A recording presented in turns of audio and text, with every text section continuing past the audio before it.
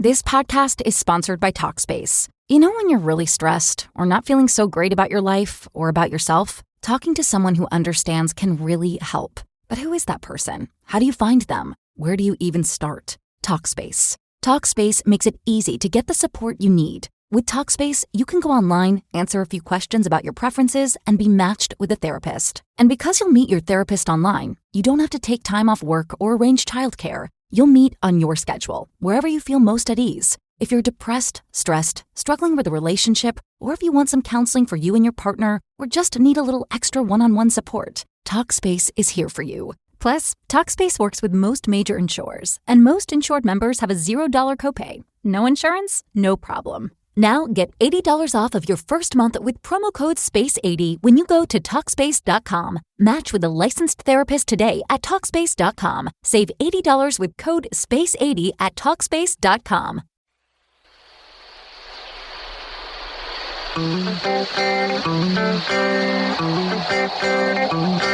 You're in a good place now. Relax, breathe, smile. You've entered into your element, the home of origin, the home of intelligence and beauty, where relevant topics are discussed, where what you think counts, and where superior is the norm. You are listening to Perspectives with Ashley Burgess. Marty! You've got to come back with me!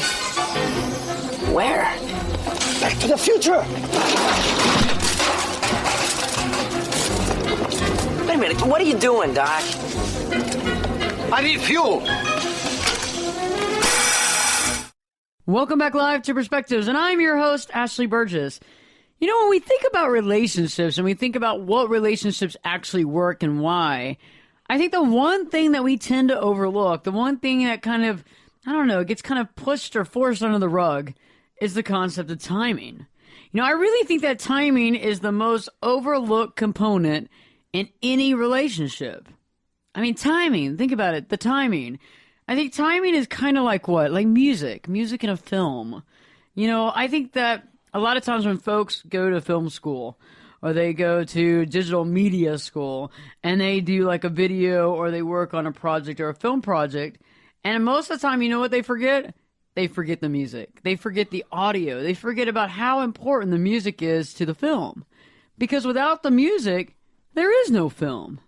Without the timing, is there a relationship?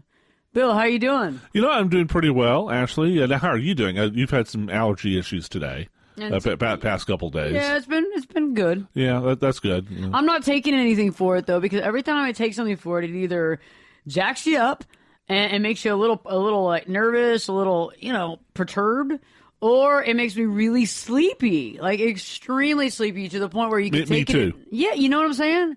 And you can take it at 2 o'clock in the afternoon because you wait, and then the next morning, though, after you went to bed, you still feel weird. Right. I don't like that. It's the same way with me. It just like turns me into a zombie or something. Why is that? Well, it's the decongestant. Actually, I'm sorry. Decongestant actually makes me up.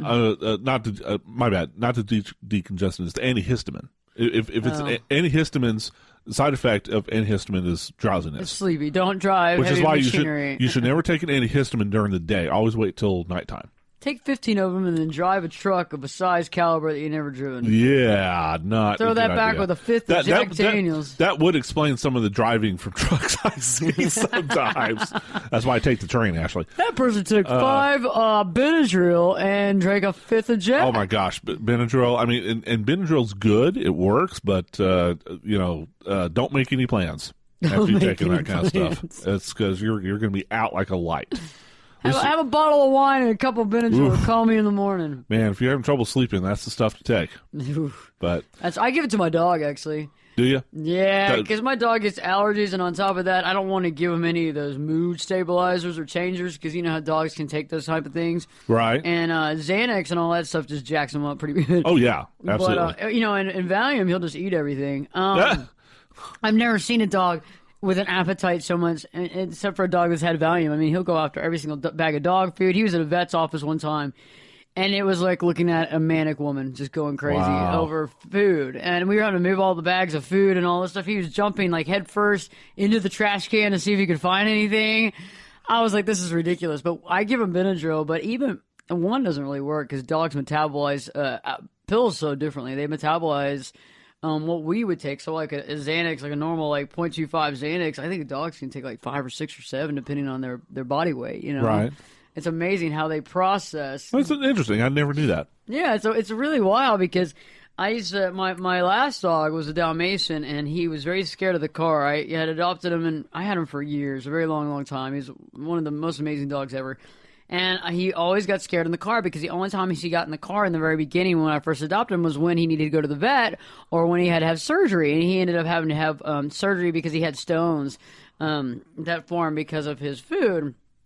And we had to actually go in there and take them out of his bladder. And so that's obviously a painful situation. Yeah. So anytime he'd get in the car, he would freak. I mean, just freak out. Because he knew what was coming. Yeah. Just want at the top of his lungs. And he's like an 80-pound dog. And so we tried the Xanax one time. And my veterinarian was like, Ashley, you don't understand. I mean, a dog of 80 pounds of that size, it would take 5 to 6 of those to give him. And I just wouldn't do it because that just stressed me out so bad. But it's really true because he was never you couldn't sedate the dog because I was too scared of it. You know? Right. Too scared of that much. But, you know, it's interesting about timing, you know, and a lot like medication, too. It depends on how long it's been since you took the last pill. Right. All that depends on how it's working, as well as how much time you allow it to work. And sometimes we over-medicate based on that, not thinking. But timing is so important, and I think timing is one of the essential factors in all of life that we tend to overlook. We tend to overlook it much like we overlook when we are making a film or a video project. Let's just say like a family video collage. Gotcha. Okay, because, you know, you're making it, and so you see all the collages and everything, and then you show the family it, and it's really quite boring because there's no music. And, you know, for anybody out there, you know what I'm saying? I mean, you don't go to a film at the movie theater and watch a film with no music. No, because I went to school to get a degree in radio, television, and film. Right. And that's one of the first things they taught us is, forget the video part. The audio is actually the most important part. It really is. Of a, documentary, a movie, whatever else you're trying to make here. People overlook that part, but when there's something wrong with the audio, you know it. Yeah, because it allows, music actually creates the emotion in any sort of film or show. Absolutely. And it creates how we're supposed to feel. Creates the texture of the whole project. Like, think about, like National Treasure, for example. Right. That film was interesting. That I guess there was 1 or 2 or 3 of my guess. But, think about the first one and the second one. If they didn't have music, or if the music was different, put like Mary Poppins music in it, because the music's like dun dun dun dun dun dun dun dun dun. It's not a film that you can watch when you're trying to go to sleep. Okay, that's one of those ones that jacks you up, like The Bourne Identity, The Bourne Supremacy, all those films, like the Bourne series. That's a series of really jacked up music, where it's like on the go, and it's like 200 paces per second, and you're real like dramatic, and it's like oh god, somebody's gonna get caught, they're gonna get killed, oh no. But music is so important. Well, Star Wars is the best example I can think of. Oh, that's got good music, yeah. I mean, think about it if you had just nothing in there. Or just random, elevator music. It wouldn't have nearly the same effect. Yeah. And walks Darth Vader. Yeah, exactly. It wouldn't be nearly as scary Girl without from Ipanema as Darth Vader's walking out. Think about that. That'd be great. The Girl from Ipanema, the new soundtrack for Star Wars. Come check it out. Just doesn't have the same cachet, does it? Or like porn music from like the 60s or 70s. Bow, chicka, bow, bow. People be like, so what's up with Vader, man? Not that I would know that's how porn music sounds. I've just been told. People would be like, so what kind of mask or costume is he wearing? Is this some sort of sexual act? What are we about to see here? He is wearing black leather. See what I'm saying? So that would change the whole dynamic of that film. Right. Especially the fact that there's hardly any women there. You got Princess Leia, who in the first one is pretty covered up. And there's not a lot of women there. Right. So that would add a lot of dimensions to that film. Yeah, the whole porn music with Darth Vader. That would be actually quite interesting. We'll have to make that here in the studio sometime and let other people see it. We'll put it on YouTube. Well, and they also taught us in our film classes that it's not just music. It's just, ambient background noise. Birds chirping, the sound of cars on the road. Crickets, whatever, whatever feeling, whatever emotion you're trying to pull from your audience, then you have to have the sound to do that. I mean, they can watch the action all they want to and listen to the dialogue, but it's the music and the ambient background noise that creates the feeling.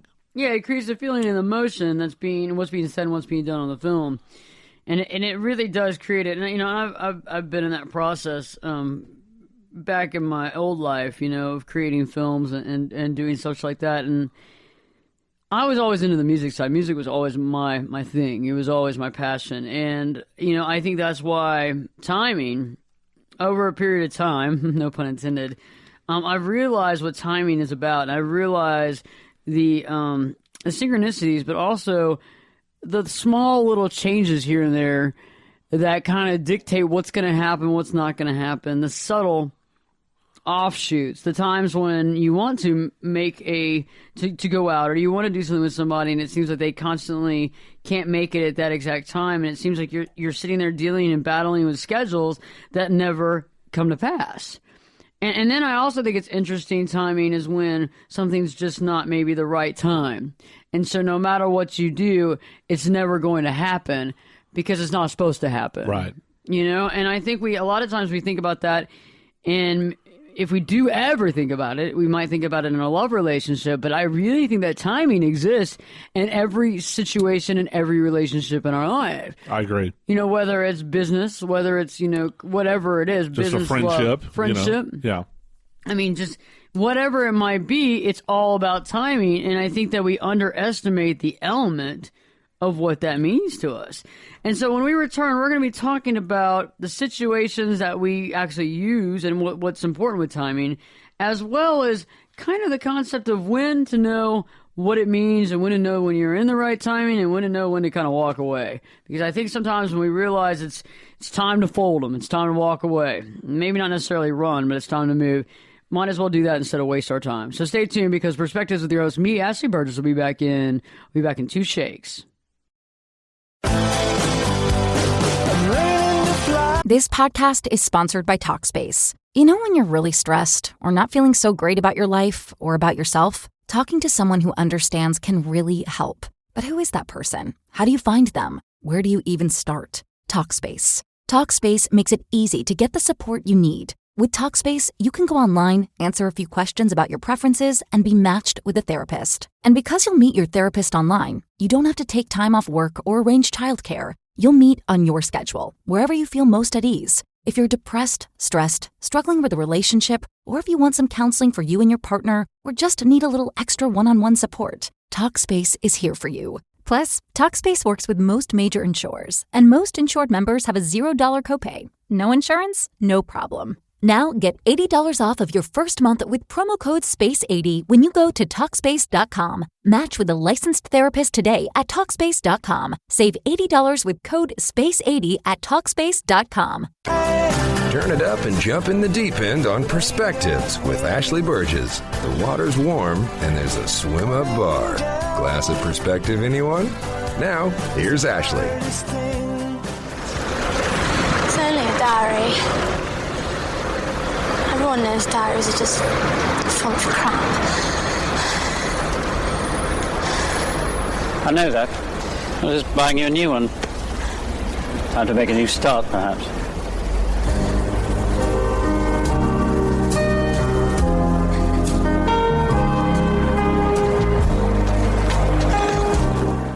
Welcome back live to Perspectives, and I'm your host, Ashley Burgess. Tonight's show, we're talking about something that's near and dear to my heart, something that a lot of us honestly take for granted or we don't even really know exists.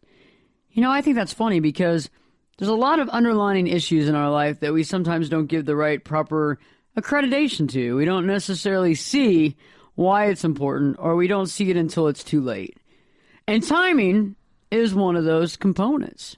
The timing of anything, the timing of how we meet people, the timing of how things happen, the timing of things coming together, the timing of relationships, the timing of choices.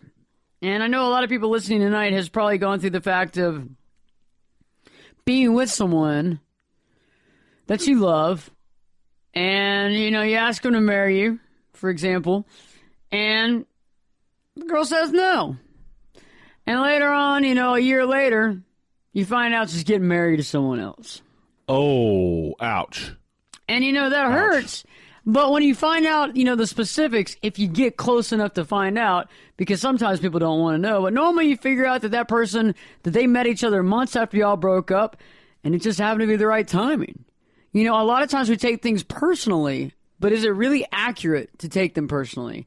Because I've met a lot of people in my past that I would have definitely married at some point.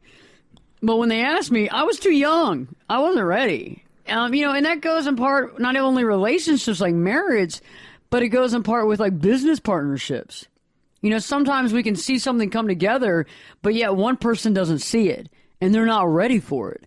And they might do things subconsciously that they are unaware of that really shows you by example that they're not ready for this type of commitment and they're not ready to step up to the plate. Well, and I agree actually that, intellectually, if you're thinking just with your head, that's probably what's going on. But I do think I can definitely understand why someone would take something like that for granted. So let's use your example.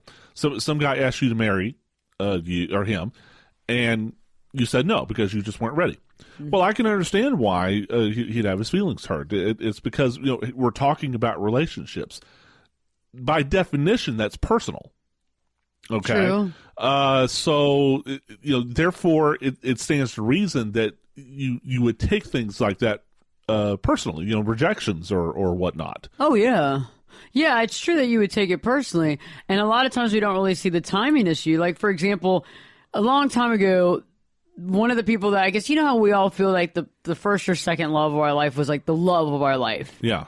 And I can tell you that I really felt hook, line, and sinker for someone. And after years went by and we had seen each other, and then, I got married and they moved away. And then I remember years later. Oh, I remember this.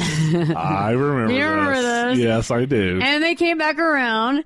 And, feelings, you still have feelings, but you can't act on them, but you can still have feelings. And I literally was kind of like, well, I'm married. And, quite honestly, you did have your chance back when we were dating. Right. And I'm glad that we didn't make that a reality back then, because my life would be completely different. Something similar happened to me. Really? Before I back in my hometown, before I moved to where I live now. Yeah. And it was a situation where I was single at the time, and the woman she was married, but she was going through a separation. And we'd been friends for a while, but it'd been kind of one of those flirty type friendships. The type of relationships that sometimes men and women have. That if you're not careful, it could lead to sometimes something they can else. Be fun. Sometimes they're definitely fun. Very titillating. And that's kind of the fun of it. That you can only go so far with it. Right. But we took it a step further. I like how you say it in such a deadpan attitude. We took it a step further. It happens, and it was a short, little affair. But at the end of the day, she was still going through a separation. She decided to try to reconcile with her husband, which I kept telling her, we need to be careful here because, oh no, I'm done with him. I'm going to leave him. Well, turns out, she wanted to give it one more try. Now they end up getting divorced later on. Oh, they did. But so, she put an end to it, and it kind of broke my heart, a little, but she was married though too, right? Yeah, she was still technically married. Technically. And then, I would say about a little over a year later, like I said, they'd gone through divorce. And, so, I don't remember how, but we got back into touch. And so I invited her, out to lunch, just to catch up, find out what was going on with her. I meant it just platonically. Sure you did. No, I did. I Scout's honor. I meant it platonically because, by this time I'd moved on, quite frankly. And so she wrote me back, and, she goes, I forget what she said exactly, but the gist of it was that I'm not ready to jump into another relationship right now. I just, went through this divorce, and I'm not ready. So I kind of took that personally, and my response back to her was basically, look, I don't know what you thought I was asking. I mean, you're rejecting an offer I wasn't making. You're like, I wasn't hitting on you sexually. Yeah, exactly. I was just trying to take you out to lunch or something, whatever. Was that what it was? Yeah, basically. Yes. But really, altruistically, just trying to take her to lunch. you know. Feel bad for her divorce. So she was rejecting an offer I wasn't making. And Yeah. so I guess I took that a little personally. And I think she took my response personally because What did you say? like I said, this has been a many years ago, so I don't remember exactly what I said. But the gist of it was, like I said, that you're rejecting an offer I'm not making. And then how did she respond? And she responded like, well, see you around then. Yeah. And that was it. That we never spoken again. And I regret that.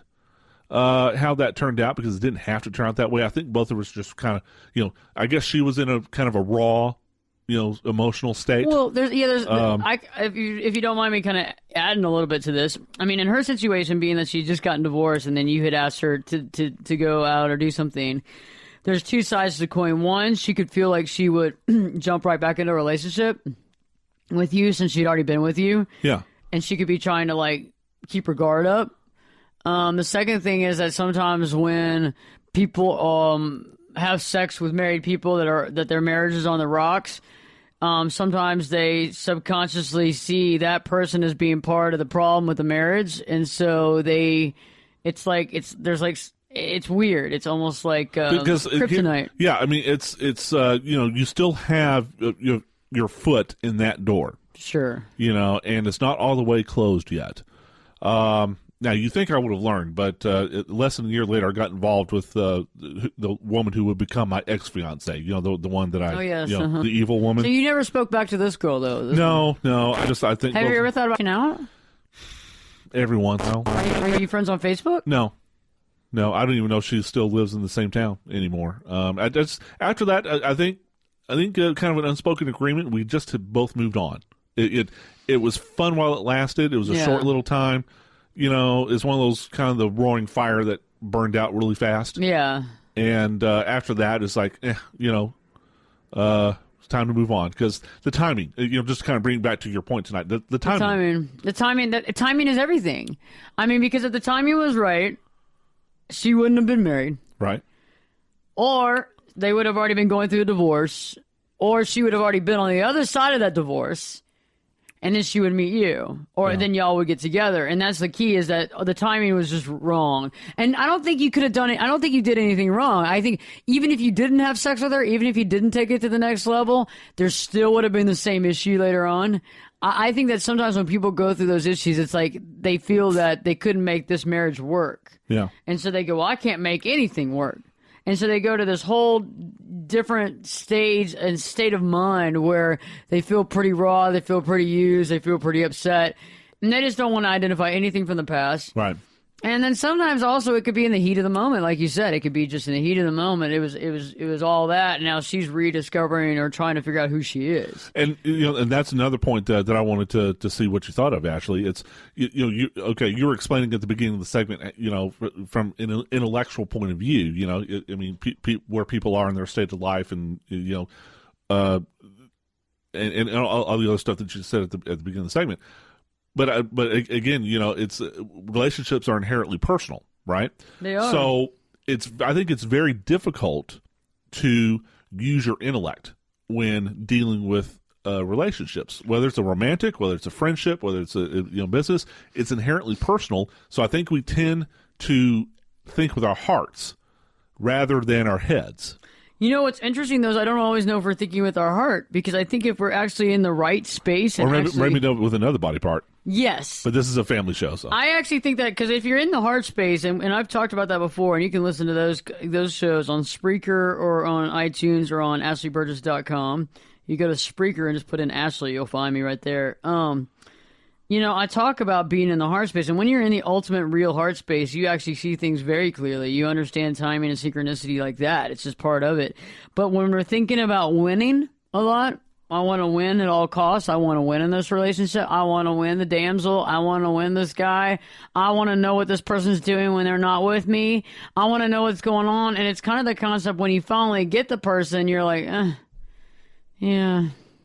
And that's why a lot of relationships kind of burn out quick, is because you finally get that and you go, that was a good chase. I was going to say that the chase is better than the catch. Oh, yeah. And men do it more than women because women kind of actually misappropriate the chase with love. Okay, men don't so much because the chase is sex. And so they actually see it for what it is, and women actually confuse the chase with love. And that's something that I have to deal with my clients on a daily basis, is that they confuse chase with love. So when we return, we're going to be talking more about the timing, more about what it really means in relationships, and how you can be aware of if the timing is working or if it's not. Perspective with your host, me, Ashley Burgess, will be back in 2 shakes.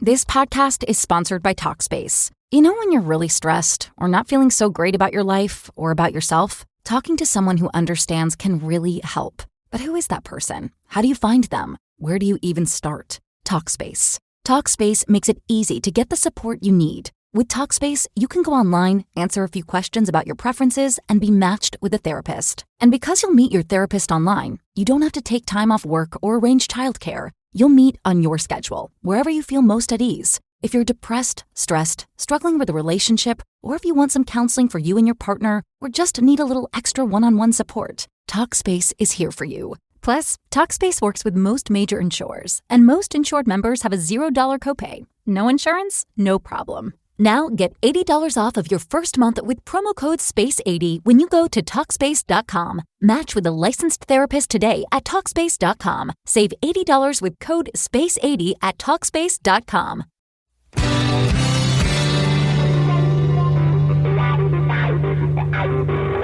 This is Jake Busey, and you're listening to Perspectives with Ashley Burgess. Welcome back live to Perspectives, and I'm your host, Ashley Burgess. And, we're talking tonight about something that's near and dear to my heart. Relationships of all sorts have a tendency of working or not. And you know why most of the time these have a tendency of working or not is really based on timing. Timing is such an essential thing. I mean, think about time. Just think about the relation of what time is. You wake up in the morning, you get up at a certain time. You have meetings at certain times. You got to meet people at certain times. You do this, you do that. Now think about timing as a linear thing. Think about time throughout your life. There's certain times that things are right, and there's certain times that things aren't right. There's certain times where you need to be somewhere, and there's certain times you don't need to be there. We've all heard of that, where people in the wrong place at the wrong time. We've heard of people being in the right place at the right time. Timing is a very interesting thing, and like music in a film, it's really underrated. A lot of us don't pay attention to it. A lot of us just take things personally when we don't need to be taking them personally. Yeah, they feel personal, sure. They feel really personal. But it's all about timing. It's about the right time with the right people at the exact right time. Whether it's an opportunity in business, whether it's a relationship, whether it's love, whether it's marriage. It's all about the right timing. And so I'd like to start now to really discuss how you can be aware of when the timing is right with regards to any relationship in your life. Because I think it's so important to have these keys, to have these discerning laser point focus on how to realize when something's right. Because I could sit there and tell you about timing all day long and twice tomorrow, but let's be able to figure out how we know when the timing's right. I think the first thing that I always kind of think about is when we're both ready for this level of a relationship. Both people involved are ready for this type of relationship. Whether it's a work relationship. For example, Bill and I know too well certain things that we've dealt with in the process of the show. Yes. And certain people are just not ready to be involved. And they're wonderful. Or at least to the level that we would like for them to be. Exactly. Yeah. And, this isn't a hobby. This isn't something we do on the weekends in our little closet. This is a real, live, syndicated national show. It's not just here, there. It's not just we do it in the closet where we have a little bit of foam board and Bill and I stand in the closet together. It's not something we do like on Saturday afternoon, just as a hobby. No, or just Sunday or Monday or Tuesday or Wednesday. Whatever, yeah. No, we do this every day of the week. Yep. And we do this every day of the week because we're good at it and because we're going somewhere with it. And so sometimes we brought people in that I don't really know if they understand the magnitude of it. I think that's some of it. I think that's a lot of it, actually. And I think also the other part is that they're not right for it. And they're not supposed to jump on. And so there's got to be times when one person's not ready. And when one person's not ready, you'll be able to identify that with certain various things that they do, whether they don't do things. So, for example, if you brought somebody into your business and you think they're going to be a great partner for you, it's not all about what they say, it's about what they do. So if they need to close up at night, let's say they need to close up at night, they need to close up, set the alarm, do all this. The first and second time that they don't close up and don't set the alarm and don't bother to tell you about it, that's a problem. Right. But a lot of times we let those things just kind of subside. Well, John was really busy and stressed out. You know, this is just the beginning and things are going to get better. Well, let me tell you one thing. It ain't going to get better. It's good in the beginning. I mean, that's why they always say the sex is always good in the beginning of the relationship because you know what? It's new. And when things are new, people are normally more attentive and more on call and on point. And eventually later on, they get more lazier. They get a little more lackadaisical. But if all that stuff's happened in the beginning, that's a sure sign that one person's not on the same level. And like I say, you can sit there and talk to your blue in the face, but how long are you going to try to bring that relationship in? How long are you going to try to make it work? I mean, you and I have done this before, Bill. In every part of our life, we've tried to make something work. And you know how that works? Not so good. No. Not so good. I mean, I've tried, even if it's going to a restaurant that I have to go to, and I show up, and literally I walk up there, and you know how I'm pretty charismatic, you know what I mean? So yes, normally we are. just go into wherever we sit down, and half the time it might be free, you know what I mean? Or at least I get a good discount. But I've been in those restaurants where you walk in, and they tell you they got a 2-hour wait, and I'm going to try to win this, though, okay? I'm going to win this. And I'm going to try to do everything I can. And the next thing you know, we're all starving. It's been an hour. We're still waiting. And later on, I'm walking out to my car, and I realize the valet has hit my car against some sort of wall. Hasn't said anything, and now I have to deal with a damaged vehicle. I'm tired. I ate too late. And a lot of times we put ourselves in these positions because what? We got to win. Because we're in charge. Nothing else matters. We could have gone down the street to that restaurant right next door and eaten right then. Wouldn't have had an issue with the car. Everything would have been happy. But instead, I had to win, okay? And that wasn't going to be appropriate. Timing wasn't right. When you walk in and you don't feel like you're wanted, walk away. Go find somewhere that you are wanted. You know, and that applies to people, relationships of all sorts, as well as any type of environment. I mean, why wait? And I think it's really easy to see when both people are on par. And I know you've been in a relationship before where one person's at one level of intimacy, one person's at another level, and the two will not meet. And I'll put this in another context too, because you know we're using romantic relationships as the basis of the discussion here. But like you said, it can happen in all sorts of relationships. So, for example, for my own life, about I'd say 10 years ago or so, a cousin of mine moved to the town that I grew up in. His job, had a job opportunity. He transferred there. And, we didn't grow up with each other, but we would meet up once or twice a year at grandma's house, that type of thing. So we didn't know each other that well, but, we're family.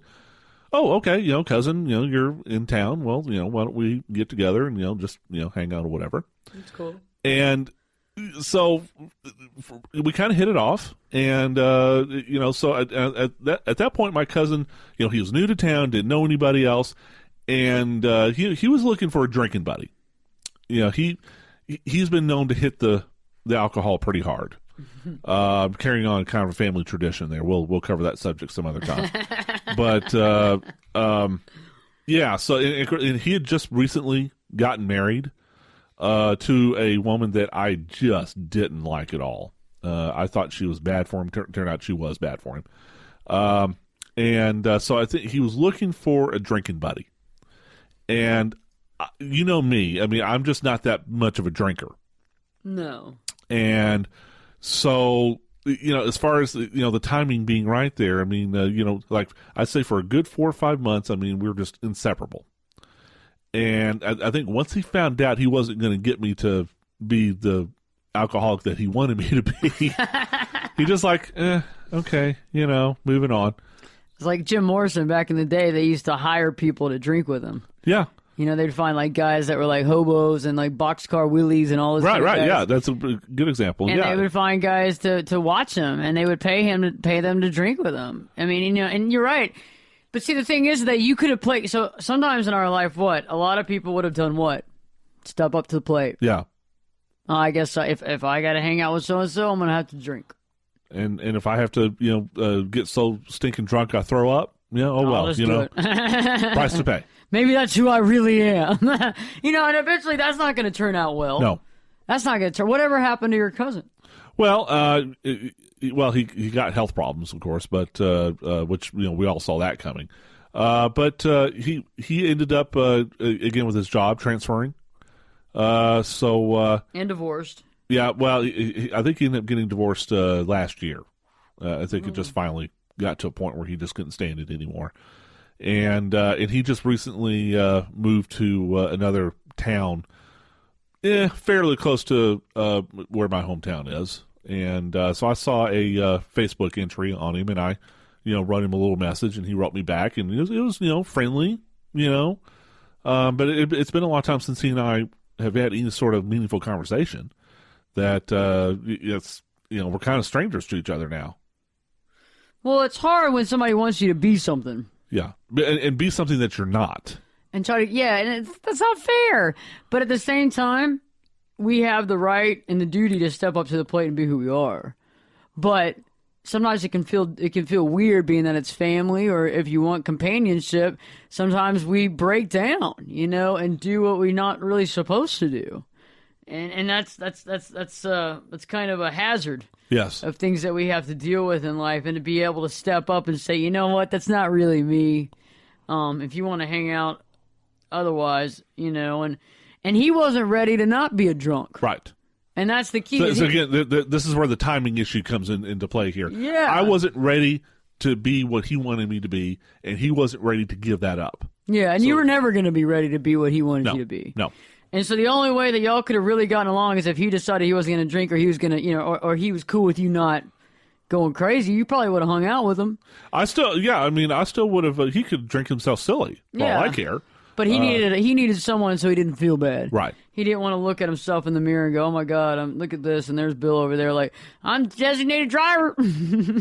Most of the time, I was. See, I mean, to me, it's like if you're really drinking, man, you'd rather have a designated driver. I don't know. Maybe y'all needed a third. Y'all needed to get a boxcar Willie out there. I guess, yeah. Have somebody that could out-drink your cousin and then see what happens.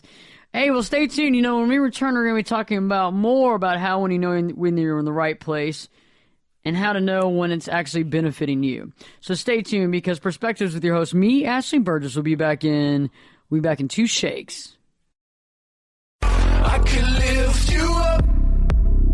I can show you. This podcast is sponsored by Talkspace. When you're really stressed or not feeling so great about your life or about yourself, talking to someone who understands can really help. But who is that person? How do you find them? Where do you even start? Talkspace. Talkspace makes it easy to get the support you need. With Talkspace, you can go online, answer a few questions about your preferences, and be matched with a therapist. And because you'll meet your therapist online, you don't have to take time off work or arrange childcare. You'll meet on your schedule, wherever you feel most at ease. If you're depressed, stressed, struggling with a relationship, or if you want some counseling for you and your partner, or just need a little extra one-on-one support, Talkspace is here for you. Plus, Talkspace works with most major insurers, and most insured members have a $0 copay. No insurance? No problem. Now get $80 off of your first month with promo code SPACE80 when you go to Talkspace.com. Match with a licensed therapist today at Talkspace.com. Save $80 with code SPACE80 at Talkspace.com. Do what you want to see and take you where you want to be.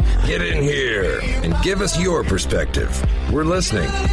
You're listening to Perspectives with Ashley Burgess. Safe and sound. I can lift you up. It's you. It's me. I saw you in the street. Are you Annie? Yes. You're Annie? This must be yours. I'm Jonah. This is my dad. His name's Sam. Hi, Jonah. Sam. Welcome back live to Perspectives, and I'm your host, Ashley Burgess. On tonight's show, we've been discussing something that is really, for some of us, undercover. For some of us, we don't really see the relevance of it. But for some of us, when we realize what's going on, we understand what timing actually means in our relationships. And throughout our entire life, timing is essentially important. Much like music in a film, timing is the undercurrent. It's the underlying theme that allows things to work. And right before the break, we were talking about what it means to be in the right timing, to have the timing on your side, to know when timing's right in any relationship. And we were talking about how when both people are ready, when everybody's at the same level of a relationship and everybody's ready and everybody's putting in equally in the situation. You know, and I like to move forth and talk about how when you know when you're in the right place at the right time, it actually benefits all. It benefits all in the situation. And if I can give an example of that, recently I just met some people out of the blue, and it wasn't really out of the blue. It was amazingly how it was done, how we met. But every time I meet them and every time I have a meeting with them, everything goes almost like melody. Like, you know, everything from a parking spot to the time to every single thing that connects is so, it's such synchronicity and such timing that you know, even if you had any question, that you just got to go with it, you know? Right, and it feels good. You feel good, not a lot of stress or strain. So it's know? not something you have to think about. You just feel it. You feel it. Yeah. And sometimes even if you're thinking about, like, how can this be that easy? You know what I mean? And I think on the flip side, when timing's not on your side, it's a very stressful time. The relationship seems very shifted. It seems very stressful. It seems very... almost to the point of just not good. Like every single thing just seems so difficult to make happen. And if it does, it seems like people are on different levels. Energy levels could be different. Things could be appearing different. And maybe people don't have as much skin in the game. You know, and I think that's a big deal. And it's not going to jointly work. One person's going to feel that they're being used. And I think that's consequential when it comes to this, is that the timing, it has to be an equal opportunity. One person can't be doing everything and the other person just riding on their coattails. Well, and, you know, for my life, Ashley, I had a former friend just recently, but, you know, about a couple of years ago. And we were really good friends. We were hanging out together, you know, chasing women together, you know, all that kind of good stuff. And it became me, all about me trying to pull him out of the dark spot that he was going into because, you know, he was still in love with this ex-girlfriend that just mistreated him. And it was just sucking all the energy out of it. And it became about, you know, he expecting me basically to drop what I'm doing to, you know, listen to him cry and vent and, you know, whatnot. And, you know, he started using drugs. And, you know, I mean, at that point, I just had to cut him off. Yeah, the straw that broke the camel's back was that my mother came into town to stay with me for a few days. And, you know, he wanted to go out drinking. And I, you know, so I said, well, I'll tell you what, why don't we maybe plan for it in the next few days because my mom is in town, okay? So next few days comes and, you know, bang, we're on the phone. Well, let's go out drinking. Said, well, I mean, my mom is still in town. Can we wait till tomorrow night? She's supposed to leave tomorrow. Then he got angry and started yelling at me. He started yelling at you? You promised you go drinking with me.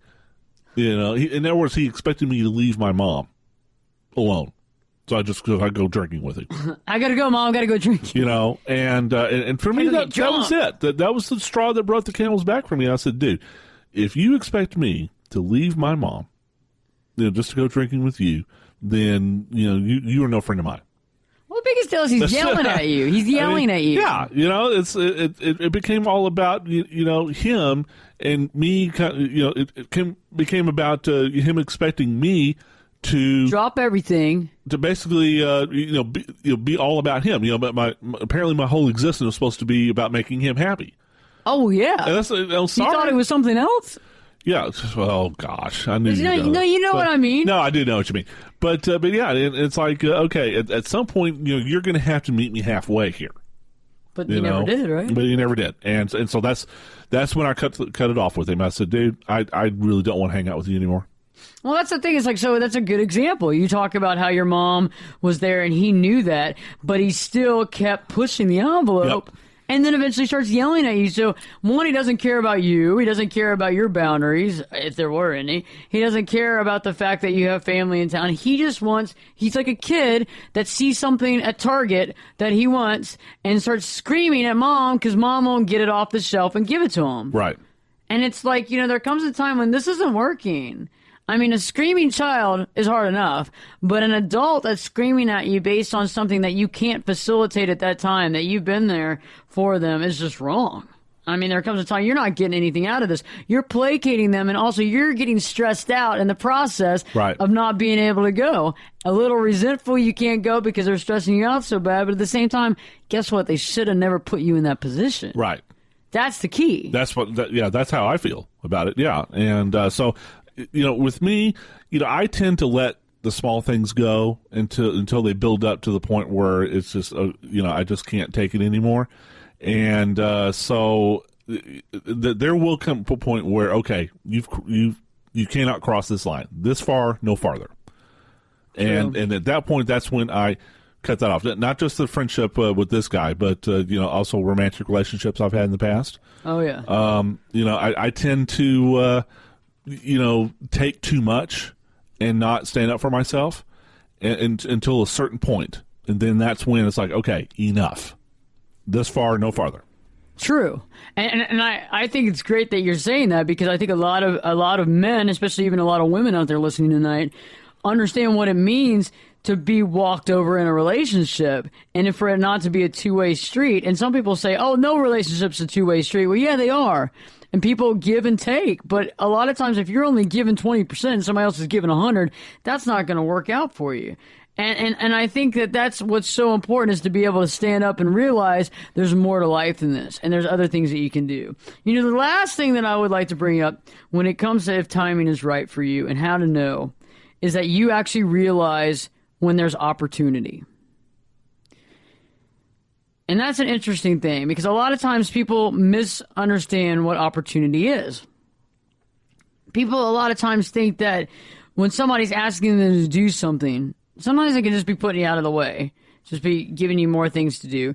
But sometimes when people ask you if you want to do something, people normally sometimes see that as a burden, or they're putting me out, or, God, I got to do another favor.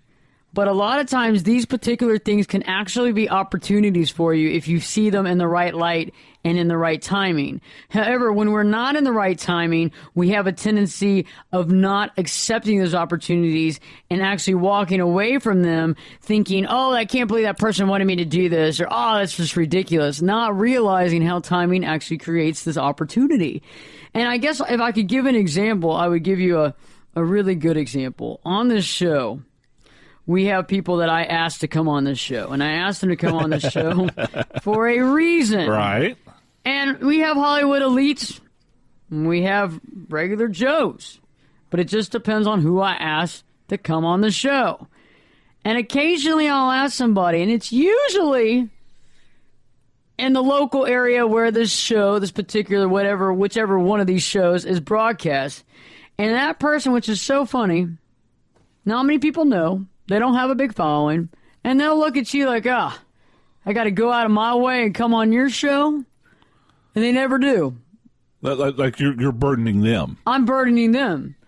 Exactly, and it's like they don't realize the hundreds of thousands of followers we have just on social media alone, much less the people that listen to the show. And so it's like free advertising for them on a massive scale. However, we're burdening them. It's funny how, Schwarzenegger and everybody else doesn't feel like we're burdening them. I think it's interesting how we've had a lot of people on here that are way big celebrities. Yeah. That we're not burdening. But it's all in the realm of opportunity. When you are ready to accept opportunity, you realize opportunity when it shows up. You understand it. It doesn't have to knock a secret knock or give you a secret handshake. It just shows up. And you can either decide to go down that road or not. And that's what's so interesting, is that when you aren't in sync and your timing is incorrect, you're going to choose to turn back around and make the U-turn and take off. That's right, and not every opportunity. I'm sorry. Let me back up. You're not going to be able to take every opportunity that comes down the road. It just depends upon where you are in your life, and what's going on in your life at that moment. So like I said at the beginning of the show, it's all about the timing. And the opportunity may not be right at this particular point, but that doesn't mean it won't be right, say a year from now or whatever. Perfect. And it's true. And also about timing, one last thing before we head out. When you're thinking about age, don't always think about yourself in a certain age and think, oh, well, I haven't done this by a certain age, therefore something's wrong with me. I haven't been married and it's XYZ age. I'm divorced and I'd like to get remarried and I'm XYZ age. Or I really am behind the 8 ball in my career and I'm XYZ age. Try not to think about age as this appropriate number. Realize that timing comes when it shows up. You have to play a part in it. You have to see your part in the situation. You have to step up to the plate as well as recognize opportunity. But with that in mind, everything happens when it needs to happen. Have a great night. It was a great show, Bill. Thank you very much, Ashley. I learned a lot as always. So remember, timing is the most important equation to any relationship. Stay tuned. We have a great show for you. Perspectives with Ashley Burgess will be back in 3 shakes.